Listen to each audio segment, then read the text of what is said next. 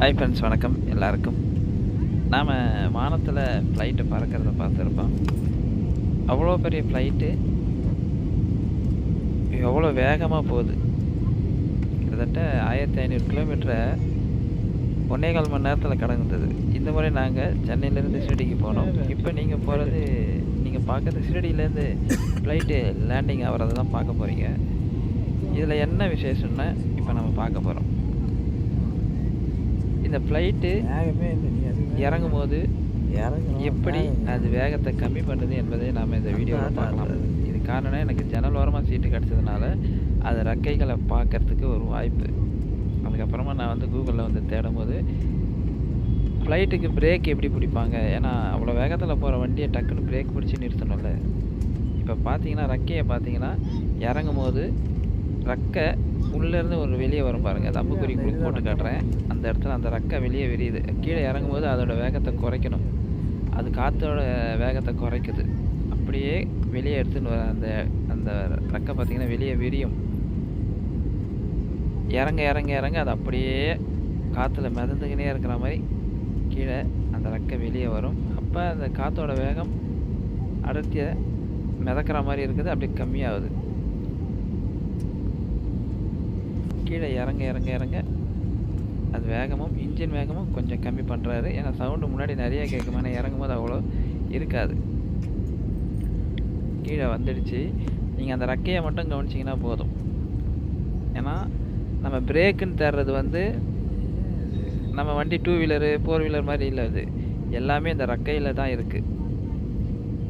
இந்த ரெக்கையில் பார்த்தீங்கன்னா தெரியும் எவ்வளோ அழகாக இறங்குது பாருங்க. ஏன்னா ரெக்கையில் தான் இந்த பிரேக்குங்களே இருக்கான். இன்னும் கொஞ்சம் நேரத்தில் நீனா இறங்கிடும். இப்போயே வேகமாக தான் போயின்னு இருக்கு. அது காற்றுல அது வேகம் தடைப்படுது. அந்த ரெக்கையை கீழே இறக்கணுன்னு காற்றுல அது வேகம் தடைப்படுது. இப்போ கீழே இறங்க போகுது. இறங்கும்போது அந்த ரெக்கையை கவனிங்க. ஏன்னா அந்த ஸ்பீடாக போகிறது எப்படி நிறுத்துவாங்கன்னு பாருங்கள். இன்னொரு பார்ட் தூக்கும். இன்னும் ஒரு 10 செகண்டில் கீழே இறங்க போது தரையை டச் ஆகும் போது, டச் ஆனவுடனே பிரேக் எப்படி போடுவார்னு பாருங்கள். பிரேக்குன்னு நம்ம பிடிக்கிறது காற்று வேகத்தை தடை பண்ணுறது. இப்போ பாருங்கள், இறங்கிடுச்சு. டக்குன்னு பிரேக் போடுறது எது போடுவார் பாருங்கள். ஃப்ளைட்டு இறங்கிடுச்சு. இப்போ ஒன்று தூக்குது பாருங்கள். அதுதான் ரெக்கையில் ஒரு பொருள் தூக்குதில்ல, அதுதான் காற்றோட வேகத்தை தடுக்கும். அந்த காற்று வேகத்தை வேகமாக தடுக்குது. வண்டி வேகமும் ஸ்லோவாகிடும்.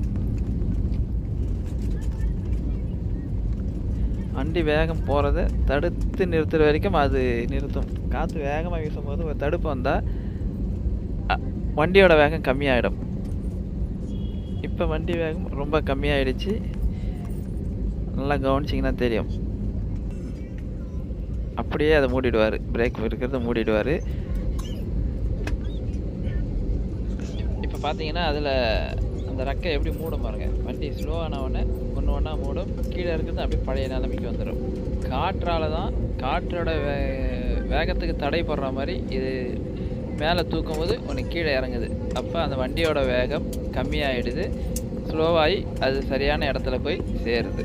அதுதான் பிரேக்கு. ஃப்ளைட்டோட பிரேக் இது தான். இப்போ பார்த்தீங்கன்னா அது அப்படியே உள்ளே போகும் பாருங்கள். பழைய நிலைமைக்கு போயிடும். வண்டி ஸ்லோவாகிடுச்சு. இப்போ நார்மலாக போகுது. இதுதான் ஏரோப்ளைனோட பிரேக்கு.